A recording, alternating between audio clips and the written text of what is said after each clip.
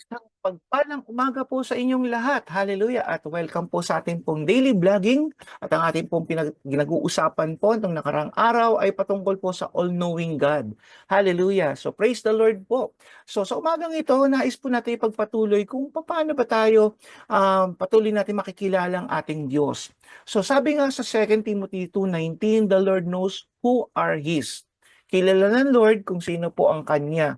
Kasi po, simula po nagkasala ang tao, ang mga may kasalanan po ay sabi doon sa Biblia, tayo ay naging kaaway ng Panginoon at napalayo sa kaluwalhatian ng Diyos. So, hindi natin nakaabot doon sa standard niyan ng Diyos. So, sabi po yan sa Romans. Ngayon, dahil kilala niya kung sino yung nanampalataya sa ating Panginoon, ang sabi ng John 3:16, sino man naman nanampalataya sa Diyos ay magkakaroon ng buhay na walang hanggan. So, kilala niya kung sino po yung nananampalataya sa Kanya because He knows every one of us. He knows what we think, He knows what we say, He knows what we do, He knows who we are, He knows our heart. Alam ni Lord lang lahat. So, kilala niya kung sino ang Kanya. So, sabi nga dito, let everyone who names the name of the Lord stand apart from wickedness and withdraw from wrongdoing. So, inuutos niya ang Panginoon, inuutos niya, sinasabi niya sa lahat ng kanyang mga tinawag, sa kanyang mga taong nananampalataya sa kanya. At sabi doon, layuan daw natin ang kasalanan. Tigilan natin ang paggawa ng mga kamalian. So, purihin ang Panginoon. So, ito pong year na ito, tunay nga na kailangan natin, hindi lang natin kilala si Lord, kung hindi kailangan natin sinusunod ang kanyang mga nais. Sapagkat sabi ko nga sa inyo, relationship po ito. Hindi pwede magkaroon ng isang maayos na relasyon kung tayo po ay sumasalungat sa gusto ng ating mahal sa buhay, yung karelasyon po natin. Amen? So, ganun din ang Panginoon. Ayaw niya tayo mapahamak, ayaw niya tayo mamuhay sa kasalanan. That's why we must decide. Kagaya po sa isang relasyon ng mga tao sa buhay po natin dito, tayo ay nagdidesisyon na mamahalin natin siya, nagdidesisyon tayo na susunod o gagawin natin yung ano yung karapat-dapat doon sa mahal natin. So, ganun din sa Lord, we have to decide po. I believe year 2025, kailangan natin gawin kung ano ang nararapat. Amen? 1 Corinthians 8:3, sabi dito, but the person who love God is the one whom God recognize. At dahil nga po all-knowing si Lord, kilala niya, alam niya, yun yung nare-recognize niya kung sino yung nagmamahal sa kanya. So ang tanong, gaano mo ka-love si Lord? Gaano mo kamahal ang ating Panginoon? 'Di ba? So kasi nakikita po yan, hindi lamang po kasi pagpunta po natin sa local churches natin, nakikita yung pagmamahal po natin sa Panginoon. Hindi lamang po doon, hindi lang tuwing nagpe-pray tayo ng pagkakain tayo, hindi doon po nakikita ang tunay na pag-ibig. Ang sabi po ng Biblia, ang sabi po ng kasulatan, mahalin mo ang Diyos mo ng buong puso, buong isip, buong lakas, at buong kaluluwa.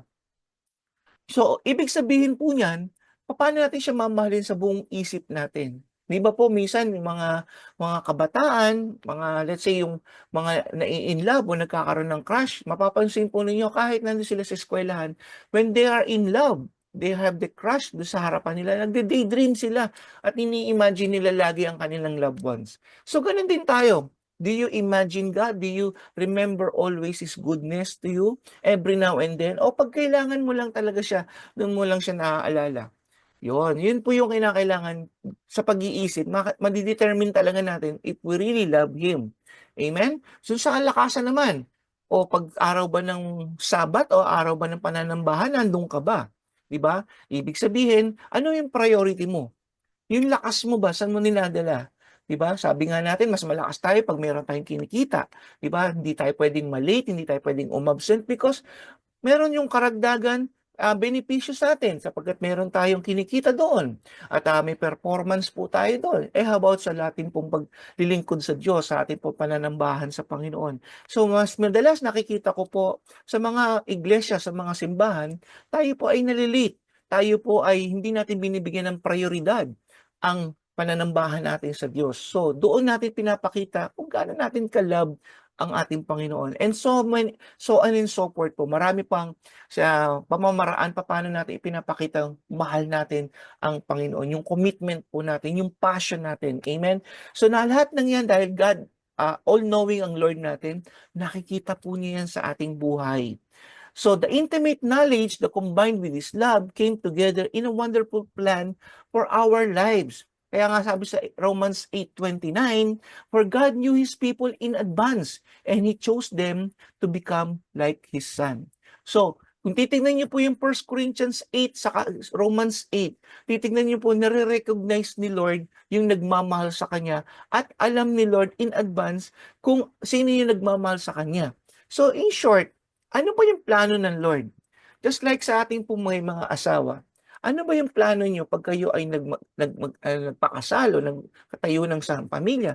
'Di ba pag kayo ay nagpakasal, natural lang ang ating mindset, magsasama na yung mag-asawa, bubuo kayo ng pamilya. You are with your wife or your husband at separate na sa ating mga magulang. Yun po yung kalooban ng Panginoon.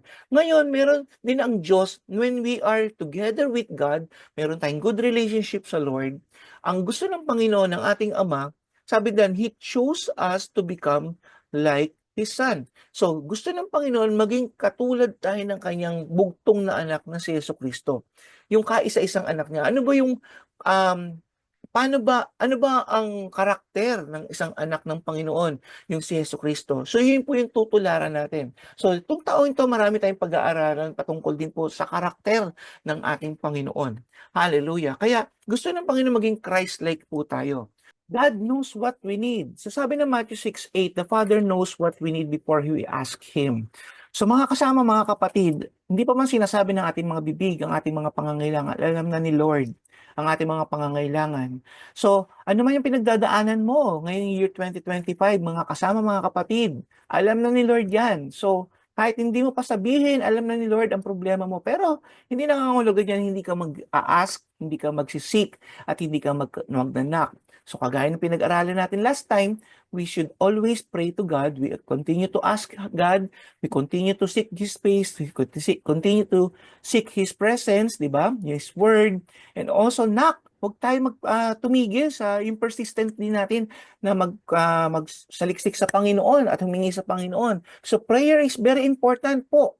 So that's why even though may need tayo, kailangan nating lumapit sa Panginoon. Huwag nating iset aside ng Lord, wag natin siya yung ihuli. Kahit na alam na niya, hindi po, kailangan pa rin natin siyang hanapin at Lord, bigyan mo ko, Panginoon, itong mga pangangailangan ko sa araw-araw. Kaya nga sabi ng Panginoon doon sa tinuro niya sa panalangin, give us this day our daily bread. So, manalangin tayo kung ano man yung need po natin, even though na alam na niya kung ano yung pangangailangan natin. At sa last po, ito po, He knows what is ahead. In Isaiah 42:9, sabi dito, "See the former things that have taken place, and new things I declare before they spring into being, I announce them to you." So makikita niyo po sa mga anak po niya, kasi hindi lang po tayo mga anak niya, purihin ng Panginoon, tinawag po tayo mga kaibigan niya according to the scripture. Kaya po sinabi niya dito sa Isaiah 42, even daw na dumating pa yon, pinapaalam na niya. I remember the story of Joseph the dreamer, na kung saan bata pa si Joseph, ay sinabi na niya yung future niya para kay Joseph. Yes, masyadong malayo yung gap from the binigay ng Lord yung dream na yon, yung plano ng Panginoon kay Joseph, tapos yung kailan niya nakuha yung dream na yon. So, in short, mahaba yung proseso, mahaba yung panahon na kung saan natanggap ni Joseph yung pinakita sa kanya ng Panginoon. I believe ganun din tayo, wag tayong magmadali. Pero ang maganda dito, pinapakita na ng Lord sa atin yung future natin. So, alam mo na ba yung future mo? Alam mo na ba yung pupuntahan mo sa hinaharap? Even though matagal ito, yes, matagal yan, hindi madali, because a day sa Lord is 1,000 years sa atin.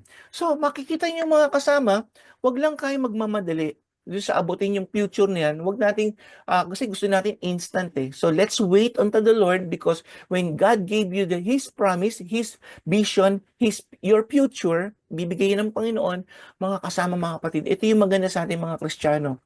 Alam na natin kung anong tatahakin natin. Kaya hindi tayo nangangapa sa dilim. Hindi kagaya ng pag nasa mundo tayo, parang nagbe-venture tayo from one place to another place, trial and error tayo from this, from that, di ba?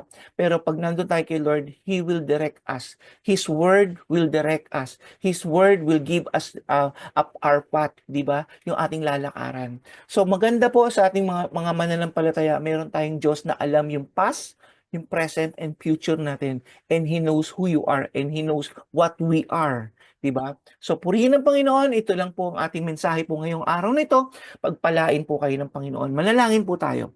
Hallelujah. Salamat po Lord God because you are all-knowing God and we thank you Lord God at this time. Lord God, na kami po patuloy yung tinuturuan. Lord, we pray, O God, na mangyari, Panginoon, ang inyong pong mga tinuro sa amin. Mangyari, Lord God, ang lahat ng mga anak po ninyo. Makita nila, Lord, yung plano mo, Panginoon. At hindi sila nangangapa sa delay. Maging specific, Lord God, yung kanilang patutunguhan, O God, sa future nila. And Lord God, we thank you, O God, na lahat ng needs po namin, alam po ninyo, katagpuin po ninyo ito, Panginoon. Ito po ang aking samot dalangin na may pasasalamat po sa iyo sa pangalan ng Panginoong Jesus. Amen and amen. So God bless you all. Hallelujah.